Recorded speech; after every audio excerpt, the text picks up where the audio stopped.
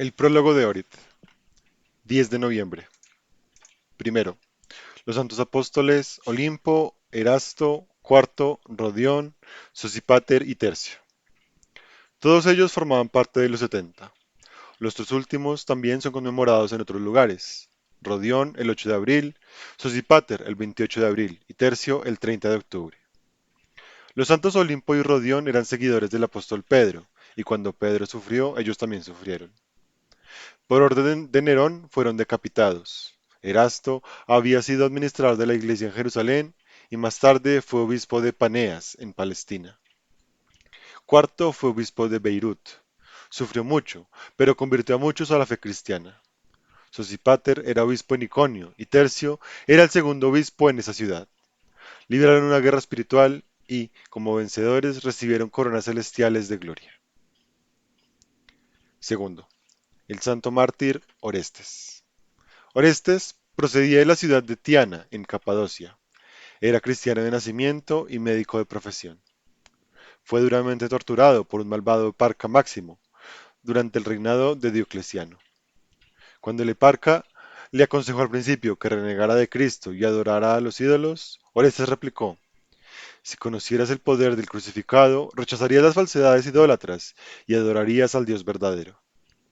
Por esto fue salvajemente golpeado, raspado, atormentado, quemado con un hierro al rojo vivo y arrojado a la cárcel para morir de inanición. El joven Orestes pasó 7 días sin pan ni agua. Al octavo día fue llevado de nuevo ante el Eparca, que le amenazó con espantosas torturas. Orestes respondió: estoy dispuesto a soportar cualquier dolor, teniendo la señal de mi Jesucristo inscrita en mi corazón. El gobernador lo condenó y los torturadores le clavaron 20 clavos de hierro en los pies y lo ataron a un caballo, arrastrándolo sobre espinas y rocas hasta que el mártir de Dios expiró. En el lugar donde arrojaron el cuerpo de Orestes apareció un hombre brillante como el sol, recogió las reliquias de Orestes y las llevó a una colina cercana a la ciudad de Tiana, enterrándolas honorablemente allí. Este maravilloso santo se apareció a San Demetrio de Rostov después de su reposo y le mostró todas las heridas de su cuerpo. Tercero, San Nono, obispo de Heliópolis. Nono tenía fama de gran asceta en el monasterio egipcio de Tabenisiot. Por ello fue elegido obispo de la diócesis de Edesa en el año 448 después de Cristo. Más tarde fue trasladado a la diócesis de Heliópolis y allí convirtió a 30.000 árabes a la fe cristiana.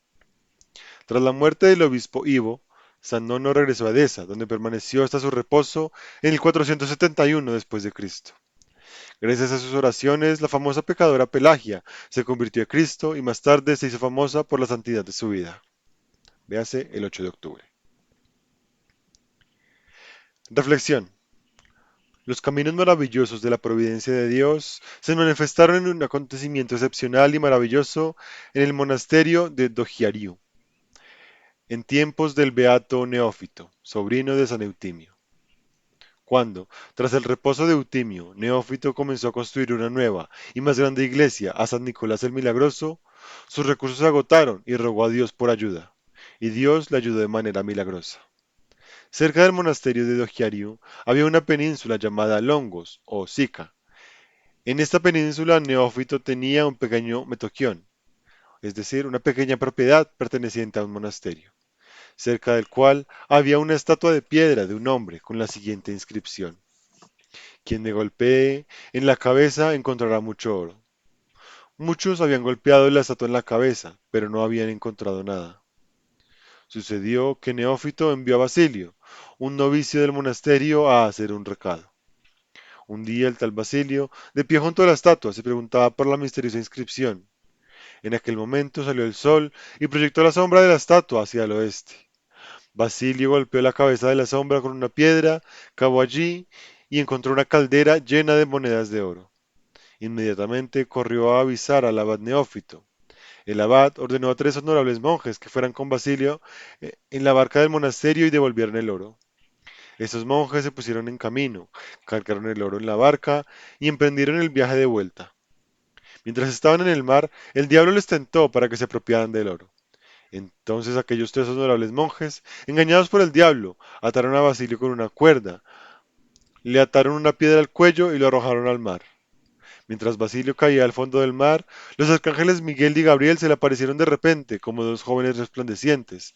Lo cogieron y lo llevaron a la iglesia de Dojariu, colocándolo ante las puertas reales de la iglesia cerrada. Al día siguiente, cuando los monjes entraron en la iglesia, encontraron a Basilio yaciendo atado ante el santuario. El abad lo interrogó y éste le contó el milagroso suceso. Entonces llegaron los otros tres monjes, y al ver a Basilio vivo se quedaron atónitos. El abad los castigó severamente, se llevó el oro y terminó la iglesia. Sin embargo, la dedicó a los santos arcángeles Miguel y Gabriel y no a San Nicolás, como había planeado anteriormente. Por eso la antigua iglesia de Eutimio en Dojariu se llama Iglesia de San Nicolás y la nueva la Iglesia de los Santos Arcángeles Miguel y Gabriel. Contemplación. Contemplar el maravilloso rescate del apóstol Pablo de la serpiente. Hechos capítulo 22. Como el apóstol Pablo, habiendo recogido leña, la puso en el fuego.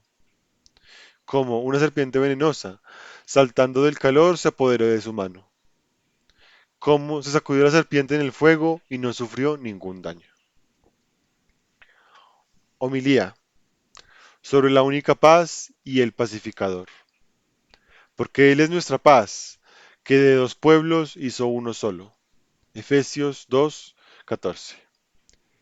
Entre los israelitas y los paganos había un gran abismo que ningún mortal podía colmar ni nivelar. El Señor Jesucristo era el único que podía hacerlo, y lo hizo. Lo que había sido separado, Él lo acercó y lo unió. ¿Por medio de qué?